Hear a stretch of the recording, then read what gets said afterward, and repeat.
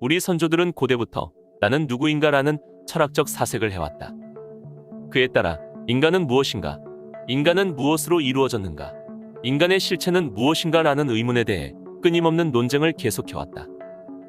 인간은 내가 누구지라고 의문을 가진다는 점에서 다른 생명체와 구별된다고 한다.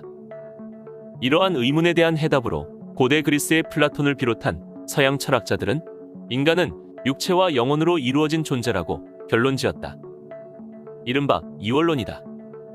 여기에 따로 정신을 보태어 인간은 육체와 영혼 및 정신으로 이루어져 있다는 삼불론을 주장한 학자들도 있다. 정신을 물질적인 육체와 비물질적인 영혼 사이를 이어주는 제3의 요소로 본 것이다. 현대의 심령 연구가들도 인간의 이원성을 주장한다.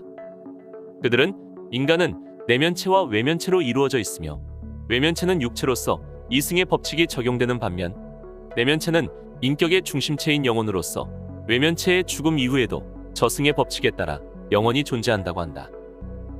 어떤 학자는 인간이란 탄소형 생명체인 육체와 전자파 에너지 생명체인 영혼이 겹쳐진 이중구조로 되어 있다고 설명하기도 한다.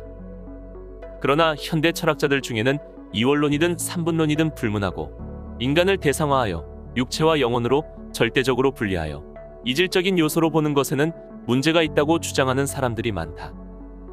그들은 육체와 영혼이 조화와 통일을 이루고 있는 것이 인간이라고 주장한다. 데카르트는 육체와 영혼을 구별하는 이원론자에 해당하지만 육체와 영혼의 연결성과 상호작용에 관해서도 많은 연구를 하였다. 그들 사이에 조화를 강조한 것이다. 그는 흥미롭게도 우리 몸에서 영혼과 상호작용하는 기관으로 뇌 속에 위치하고 있는 송과선을 지적하기도 하였는데 이는 현대 심령과학자들이 송과체는 우주의 근원적인 존재에서 나오는 파장과 공조하는 기능을 한다고 주장하는 것과 일맥상통한다. 어쨌든 인간이 단지 물질적인 육체만으로 이루어진 존재가 아니라 영혼이 깃들어 있는 영적 존재라는 점에 대해서는 부정할 수 없다고 생각한다. 물론 유물론자 등 일부 과학자들은 영혼의 존재를 부인하고 인간의 모든 정신적 작용은 물질에 속하는 뇌의 작용에 불과하다고 주장하기도 한다. 그러나 우리가 경험하는 수많은 비물질적, 영적 현상에 비추어 볼 때 받아들이기 어려운 주장이다. 영혼의 존재 및 영적 현상의 실제에 대하여는 역사적으로 전 세계적으로 너무나 많은 증거가 누적되어 있고 학문적인 연구도 이루어져 있어 더 논쟁할 가치가 없다고 생각된다. 이제는 이러한 연구를 과학의 한 분야인 심령과학이라고 부르는데 주저할 필요가 없다. 심령과학은 초심리학이라고 부르기도 한다. 심령현상은 크게 보면 신과 귀신뿐만 아니라 UFO, 초능력, 미스터리 서클 등에 관한 현상을 포함한다.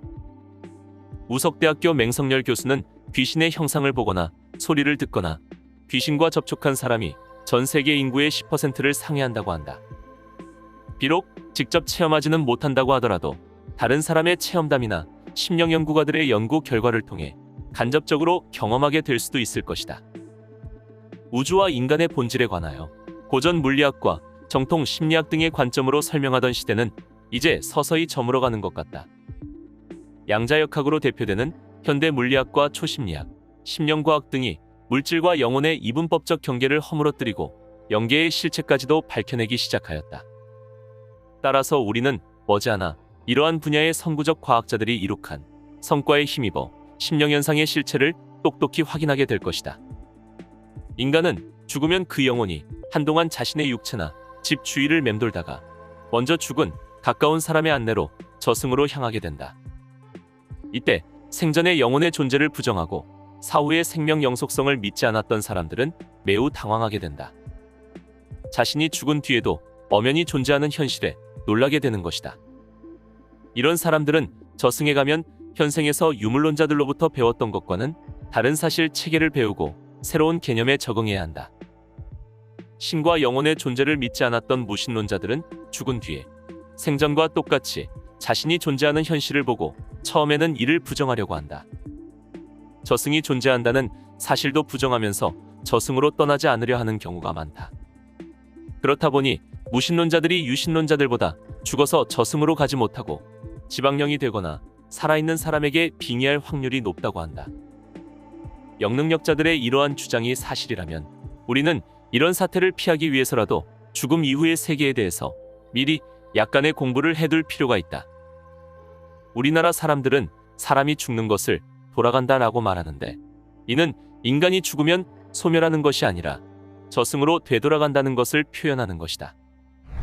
아메리카 인디언 등 세계 각처의 많은 원주민들도 살아있는 사람의 육체는 영혼이 잠시 머무르다가는 물체에 불과하며, 죽음은 영혼이 출생 이전의 본체로 되돌아가는 상태라고 믿는다.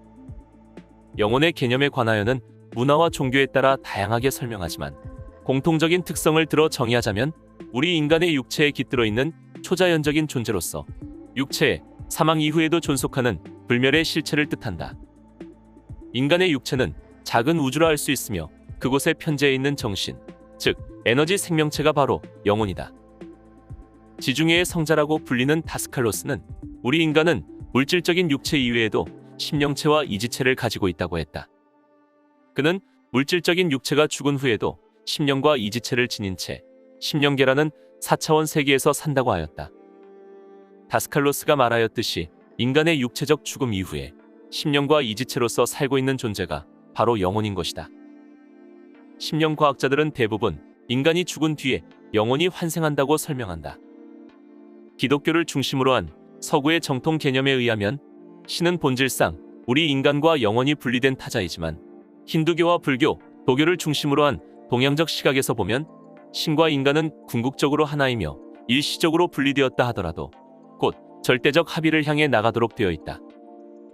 아인슈타인은 인간은 우리가 우주라고 부르는 전체의 일부이자 시공간의 제약을 받는 존재다.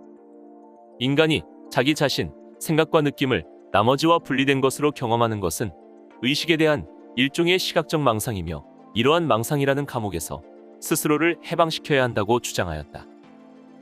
그가 말한 우주라고 부르는 전체는 궁극적 실체, 즉 신을 뜻하는 것이므로 그가 주장한 것은 결국 인간은 신의 일부라는 것이다. 미국의 대표적 심리학자 켄 윌버는 인류는 물리적 자연과 동물적 신의 지배를 받았던 잠재의식 상태로부터 진보된 마음인 정신적 에고 상태를 거쳐 높은 초의식 상태인 혼과 영의 단계로 진화해 간다고 하였다. 이러한 대사실의 종국적인 지향점은 궁극, 즉 신이라고 한다. 그는 이러한 궁극이라는 통합적 전체는 인간 안에 이미 완전하게 존재하며, 우리가 의식을 통해 이를 발견하는 것은 마치 파도 스스로가 자신이 바다와 하나임을 알게 되는 것과 같고, 이것이 곧 초월 현상, 깨달음, 해탈이라고 설명하고 있다.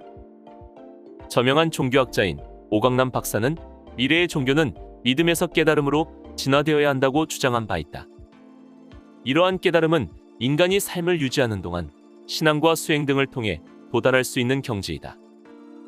다시 영혼의 문제로 돌아와서 인간의 육체는 물질적이어서 사망하게 되면 부패하여 각 구성원소로 환원되어 흩어지게 되지만, 영혼은 육체를 떠나 원래의 고향인 천상으로 되돌아가게 되며, 기회가 닿으면 카르마의 법칙에 따라 새로운 육체에 깃들어 환생하게 된다. 이처럼 사망 후 육체로부터 분리된 영혼, 즉 귀신은 잠깐 지상에서 자신의 육체와 가족 주위를 맴돌다가 빛의 인도를 받아 천상으로 돌아가게 되는데, 간혹 천상으로 돌아가기를 거부하고 오랫동안 지상에 머무는 귀신이 지방령이다. 듀크 대학의 조지프 라인 박사는 인간이 죽으면 영혼은 마음의 세계로 여행을 계속한다고 하였다. 육체를 떠난 영혼이 돌아가는 곳, 즉 라인 박사가 말한 마음의 세계를 영계라고도 한다.